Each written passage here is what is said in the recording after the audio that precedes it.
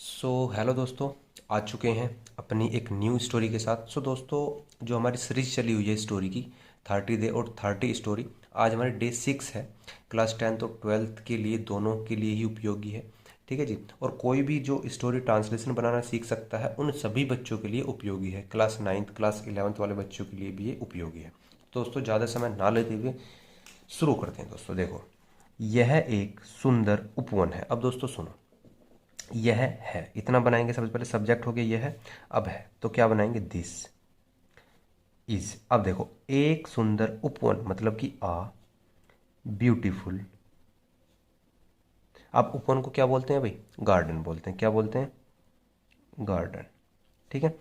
इस उपवन में अनेक वृक्ष हैं। अब याद करो दोस्तों, पिछले ही लेक्चर में मैंने बताया था कि जब भी किसी चीज के पास कोई वस्तु होती है, किसी के पास भी कोई अधिकार होता है, वस्तु होती है, तो वहां पर हम हैज या हैव का इस्तेमाल करते हैं। तो हम किस प्रकार से बनाएंगे, this garden, this garden has.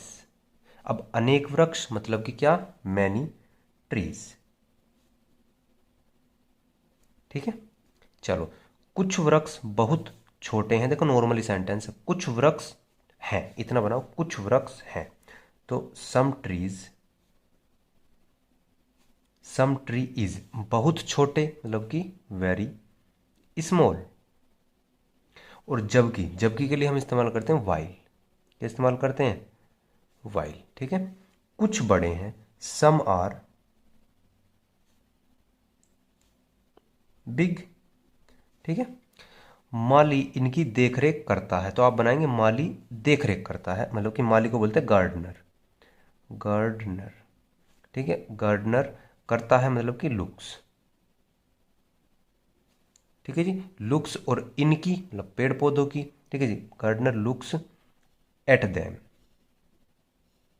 Look at मतलब नजर रखना, लुक एट, लुक एट मतलब नजर रखना। ठीक है।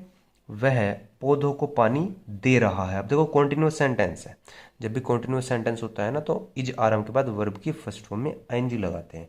तो अब क्या बनाएंगे, वह दे रहा है, पानी दे रहा है, इतना बनाएंगे। तो मतलब कि ही इज वाटरिंग, पानी देने को बोलते हैं वाटरिंग। अब किन को दे रहा है भैया, पौधों को दे रहा है, तो द प्लांट्स। ठीक है।